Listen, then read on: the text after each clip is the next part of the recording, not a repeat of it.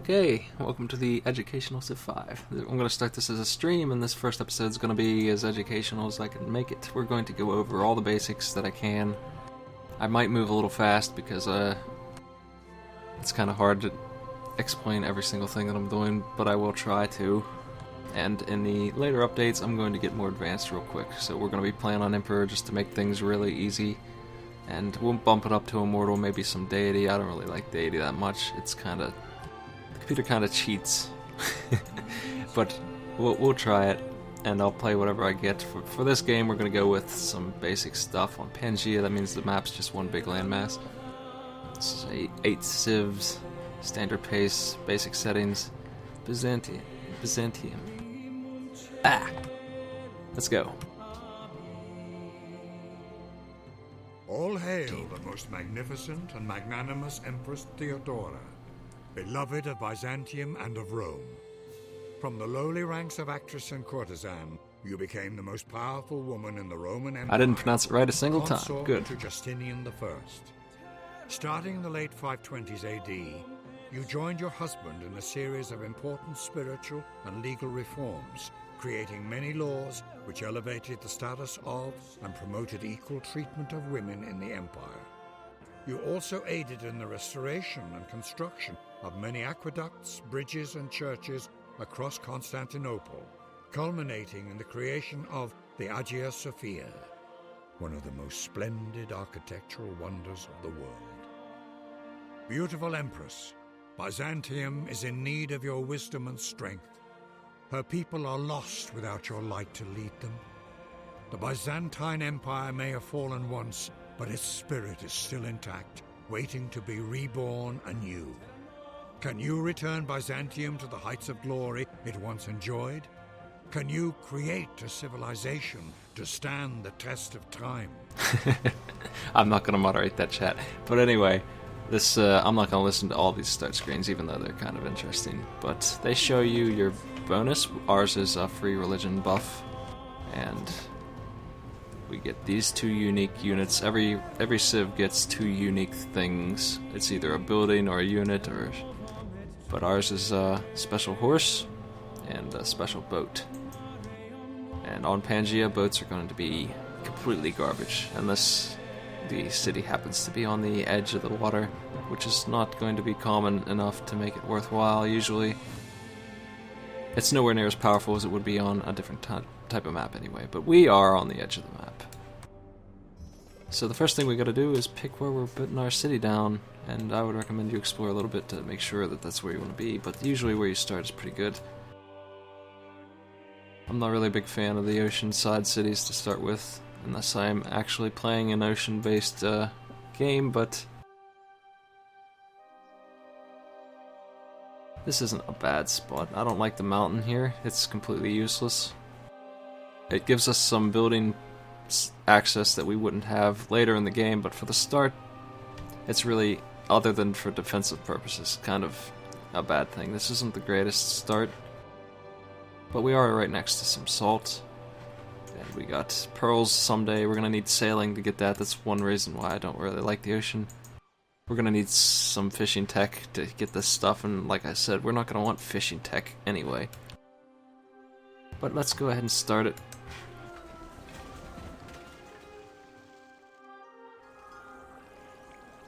So now that we've done that, we got to pick our first building or unit. We got to start building something. You can only build one thing at a time. Scout's usually a good bet. Monument is good to get culture moving. Culture's right here. As soon as it hits 25, we will get a level up in that, and that's very important. So getting 2 a turn by building this would help quite a bit, but we are going to get scouts because we're on a huge map. We're on standard, which is insanely large. Crazy large. So we have a lot to explore, so we're going to need those scouts for sure. And we also have to pick our technology. This is all stuff you can't do. You cannot proceed without doing. You have to do this all in turn 1. And every time your technology levels up, you have to pick a new one. So let's go down to our tech tree and see. You can see all the way to the end, but for the start of the game, you don't even need to worry about that stuff. Let's just look at what we're doing now. We have 4 choices, And we need mining for this. We don't need anything else but mining to get the salt. Salt's very important. It's our luxury. You always start with 1 or so. We have 2 eventually, but we can't get that one for a while, so let's just go for the mining.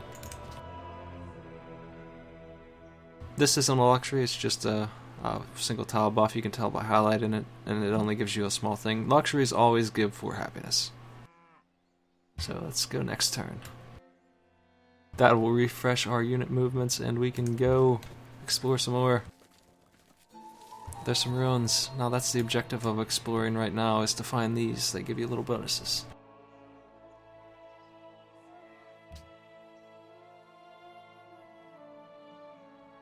You'll be mashing next turn a couple times at this phase, because all you have to do, really, the only thing you can't even do is watch your building complete and move your one guy around. So the first 5 turns are like this.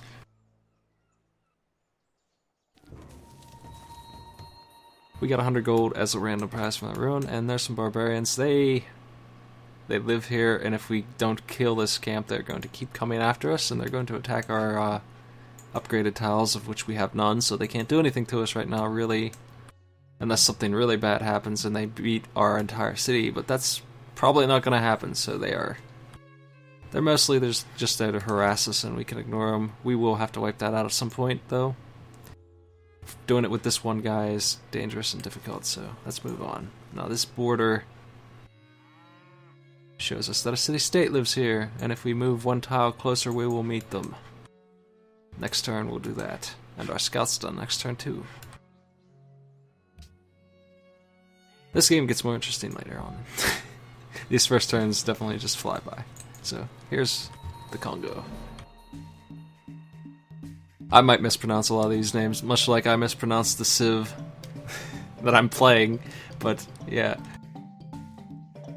So, since we're the first person to meet them, we get a bonus of 30 gold instead of 15. The next person who meets them will only get 15, and also whatever perk they give, we might get a bonus for. Now, they're military, so they don't give us anything else right now, but what that means is that if we become their friends, they will give us units for free.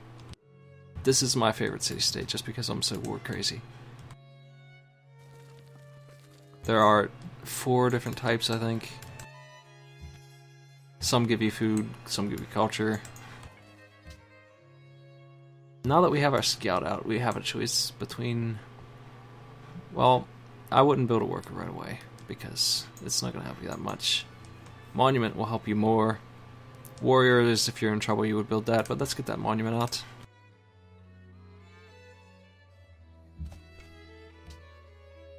Now we're going to have to run around these mountains. They are... Only one civ can go over them, and it's kind of painful for even them to do it, so... That's kind of a roadblock, but at least there's a path through here we can take. Now, our warrior can only move across rivers and up mountains 1 time per turn. He can't go 2 tiles unless he's on the flat plains. You can end your turn by doing that thing and not lose any movement, but our scout, what makes them a scout is that they ignore that. They can go up hills, they can go across rivers, they don't care. So they're hard to catch, they're weak as hell. They have 5 strength instead of 8 on the warrior. Weakest unit in the game, but they have nice scouting skills. You won't get another unit like that. This is the only one you get that can just ignore terrain, unless you have some special unit. There's another barbarian camp. We're kind of surrounded by them. Great. So our goal right now, like I said, is to find more ruins. So we need to explore as much as we can, as quickly as we can, because the other civs will be after them as well. And this is a really, really strange layout for a Pangea. There's some ruins. We must be on the very bottom, and there's mountains in the way. Even more ruins. Oranges. So I should be on the lookout for a place to put a second city while I'm looking around. Scouts have good scouting skills. And by that I mean they actually do level up scouting skills. They don't just scout. They have upgrades that make them scout even better that no one else has. That's what I mean by scouting skills. Now this barbarian is attacking my scout because he knows he can kill them. And he can't kill them right away. You can see the damage meter there. That's an estimate, but it's usually pretty damn accurate. And so we would lose that fight, but he left his camp wide open. And if we can sneak around him We can wipe that out next turn. If he's too stupid to defend his camp, we can do it. We'll see how that goes.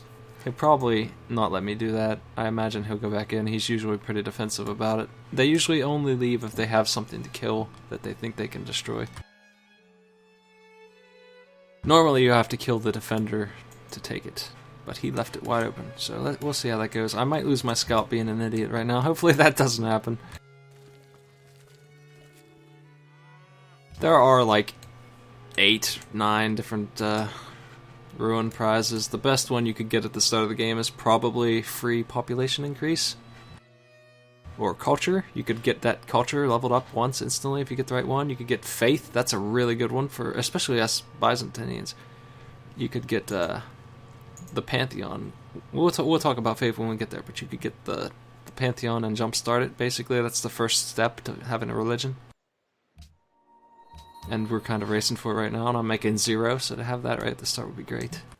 Yeah, he is smart enough to defend his... shall inherit the earth, but not its mineral rights. That's what I figured, is that he wouldn't let me just steal it like that.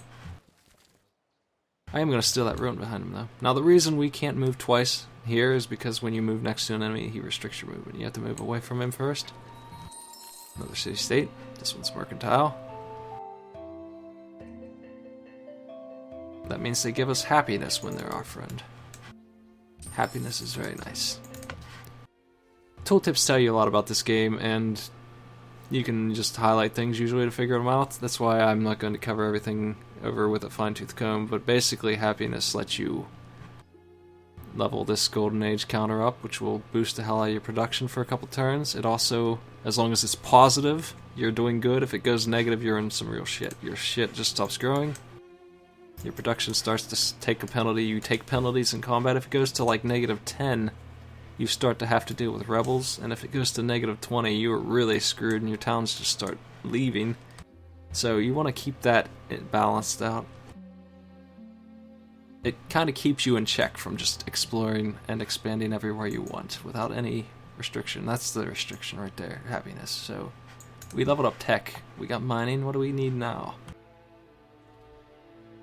We kind of have an open-ended choice at this point. How are we going to build our Civ? I'm going to expand quite a bit, and I have a special unit. It is this horse right here. It's a very nice, very powerful early game unit, and we will be able to get it as soon as we get the 4 techs on the way to it. And then this. If you click this, you can see that it's lighting them all up. It does them in whatever order it thinks is necessary, but I wouldn't necessarily do it that way. Archery is good. We should probably jump on that. But I haven't seen any enemies aside from barbarians, really, so kind of hesitant on leveling up warfare, over growth right now. I think we'll be okay to go for writing, which is... that's how you boost your science. So let's do that. Let's go pottery, which helps us grow our city.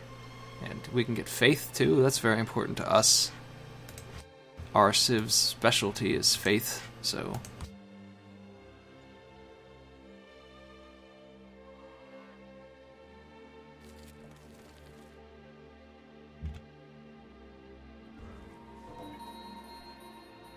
Okay, now Natural Wonder is a tile that does special things. You get automatic 1 happiness just for seeing it. You don't have to do anything with it other than see it. Ever to have gained 1 free happiness for the rest of the game. Shall the clay say to him that fashioneth it, what makest thou? Now that's very nice. So what happened there was we stepped on the ruin and we automatically got a free technology at random, and the one they gave us was the one I just wanted to start. So now we can already research writing, and in 13 turns with our 5 science a turn, we will have that writing. And if you want to see what these texts do, you can just highlight each one. But this one gives us the ability to build libraries. This wonderful thing, we'll talk about that when we get there. And the ability to set up embassies with the other civs. They're going to continue to pick on my scouts. And they really hurt them a lot. We need to get them out of there. Especially since a new unit spawned that will kill them. So they can still reach me. If I go 1 more, we're safe here. This forest is something they can't move through in one turn, so...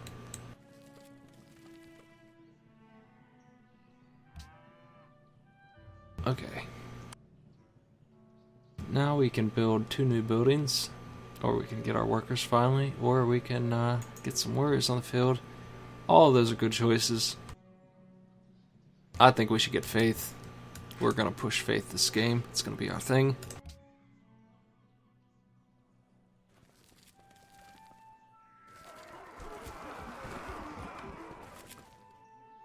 We get a bonus automatically against barbarians based on our current difficulty. It changes a little bit. It's always in your favor usually to fight these guys. You can get some more bonuses against them later if you want, but they stop being a threat later on in the game. They do scale, but they can only spawn these camps where you cannot see, like this fog here. There could be a camp spawning over here sometime later on, but they can't spawn anywhere that's lit up. If I just have units everywhere, and eventually you will have the whole map lit up, so that's why they kind of disappear later. We need to heal, and we can heal in place. But I am a risky explorer type, and I'm too stupid to heal, so... When you hit heal, you sit there for 10 turns, getting 10 HP a turn. You can move whenever you want, but it's the only action you can do if you want to heal is to wait. So we'll do that later. Try and keep my scout alive while I run around with no health.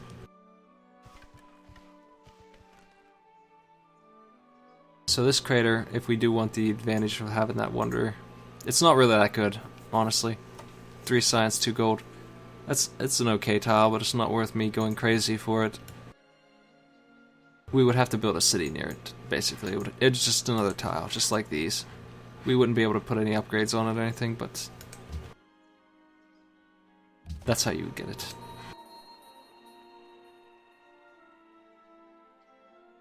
Barbarians don't heal. I don't know if they even heal when they pillage. I don't think they can even... Most units can pillage enemy territory for heal quick, but I don't think even barbarians can do that. They do pillage, but I don't think that it heals them. Like, they're kind of stuck with what they have.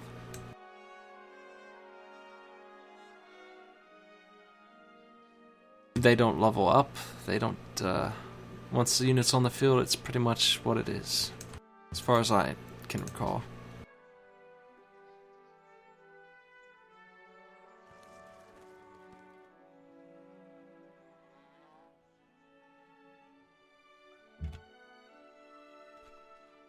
New city-state, Wittenberg. Faith-based, good. Now we are... I can tell already that there's another Civ in the area because we only got 15 gold and 4 faith instead of 30 gold and 8 faith for meeting this religious city-state. Which is a shame. I would have loved to have had that 4 faith. It's just a one-time bonus, as you can see, but... The reason why 8 faith would be so good is because we need 10 to start the pantheon. It's a random chance once you meet the minimum to get it each turn, so it's kind of a race, and 8 is quite a lot of that. It's 80% done as soon as you find that city-state.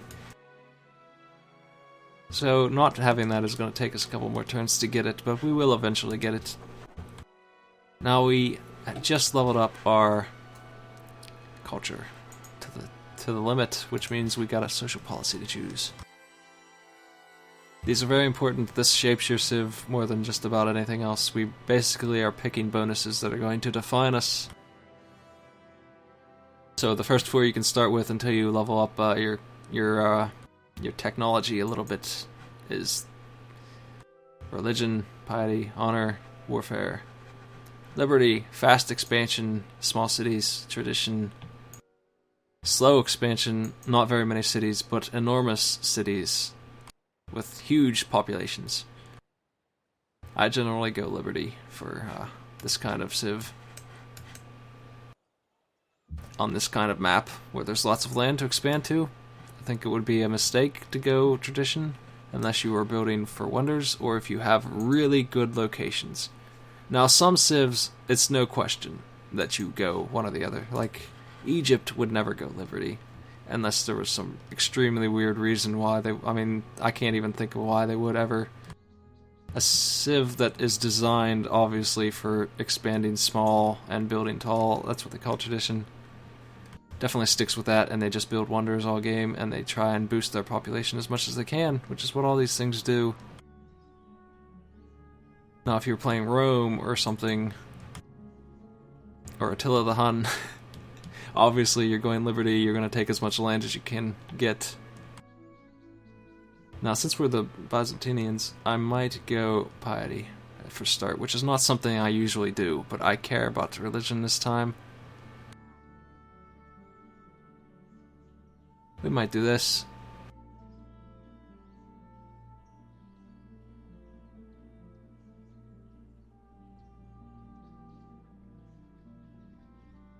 Well, yeah, even on a map like this, tradition would probably not work as well as liberty, because you just have so much land to expand to. It's like you're going to waste it all, but a lot of it's empty. I haven't seen a lot of the map. Tradition would work better for the area I'm in, but I know that the map is huge. I know it is, so I always want to go Liberty just because of that. When I'm playing on a small map, I reconsider. Liberty is just so close to the way I usually like to play. That's really what it is. It's my personal preference is to go Liberty, so I often do it even though it's not the best choice. Your follower count will be high if you go tradition, though, and that helps just as much as having lots of cities. It really depends on what you pick. You make anything work, but we're going to do this. We're going to see how this goes for us. Shrines and temples in half the usual time. We unlock a special building. A great prophet appears when you adopt all of the things in this tree, which we will do quickly enough. And so there are actually 6 things here. 6 levels worth of culture here, not 5 like it looks like. The first one is just picking this, because it does do something. It gives us half temple and half shrine building speed, so let's get that.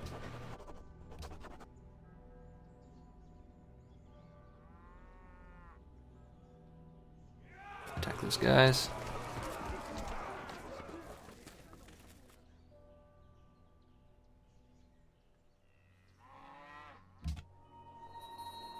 Back to the scout with no health. Barbarians are the only thing that's really going to attack him when the only opposition is computers. They don't just start wars for no reason at the really early stage of the game. That's more like a turn 40 kind of thing. They usually leave scouts alone unless they have a reason to attack. They usually leave you alone, and usually that reason is that their army is huge and yours is not, and they think they can kill you, which is generally not right at the start of the game. Even on deity, they leave you alone for a while. So, oh, there's the caravan. I know who the Civ is, but he hasn't introduced himself. That's strange. He usually wants to say hello.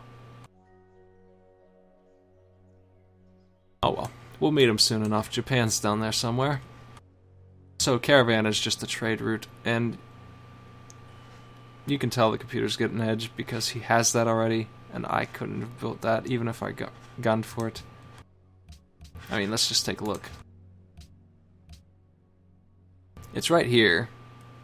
I mean, maybe if I got that tech animal husbandry out of the out of the ruin. I mean, I guess I could. If I didn't do mining at all, I could have had animal husbandry, but I kind of doubt that that's what he did. Because that's a really strange way to go. Especially for Japan.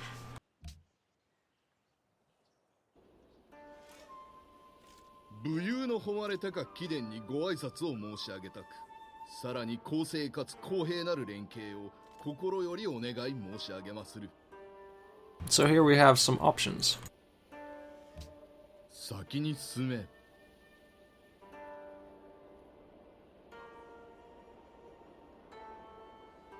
We can insult him, which, if people trust our opinion, makes him look bad. If they don't, and they usually don't, then it just makes us look like an idiot.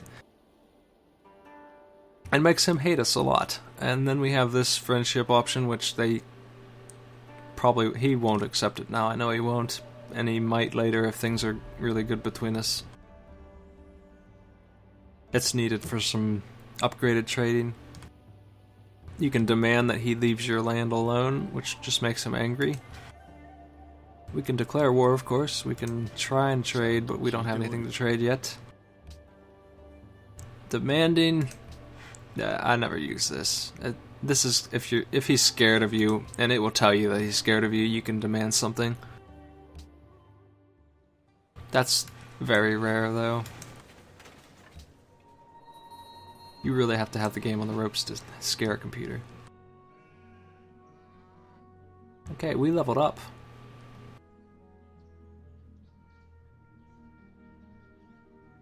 We can change the unit name because we leveled up.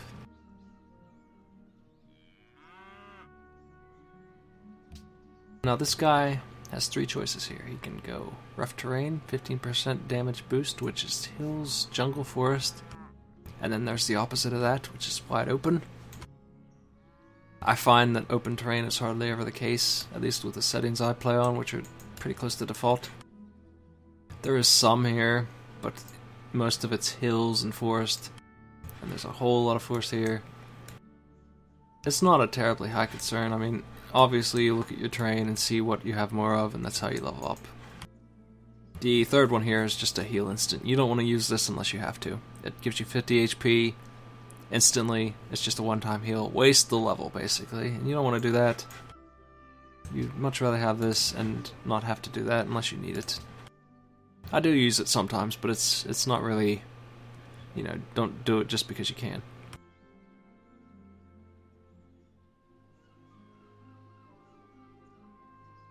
So... I think we do need to get that worker out. This granary would be nice for food, but the worker's more important. We need to get that salt. 1 minute. I'm gonna fix that.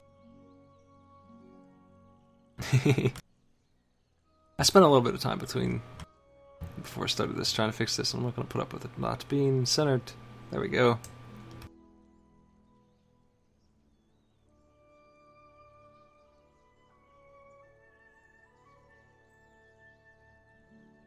Alright, let's resume.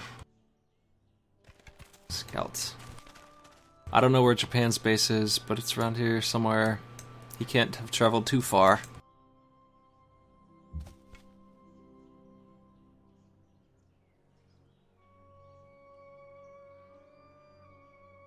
So, let's go north. Now this area here is tundra. It's really crappy. There's the yield, you can see that it's really bad. The ocean looks really bad too, but you can do things to upgrade it. You can do things to upgrade the tundra, but not as many. And it's not worth it. It might be for us on this rare occasion. It's kind of a one-time thing that you would upgrade it with that makes it give faith. But it is generally something you want to not build on. Much like the desert, which I don't hear some. Desert doesn't give anything. You can upgrade desert tiles too, but again, it's not where you want to put a city. So I want to stay away from this top area here, and I know that that's the top of the map. So we are in the like northeast corner of this place. I don't know why there's an ocean here. Kind of sucks. Kind of wanted to go for having more neighbors right away, but that's not the case. We gotta go southwest to see the world.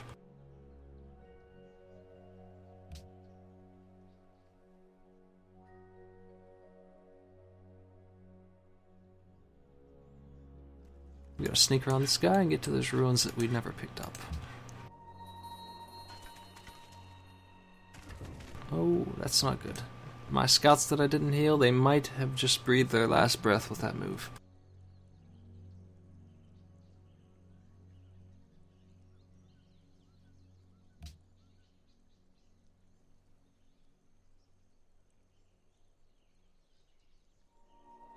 Oh, they left them alone. Good.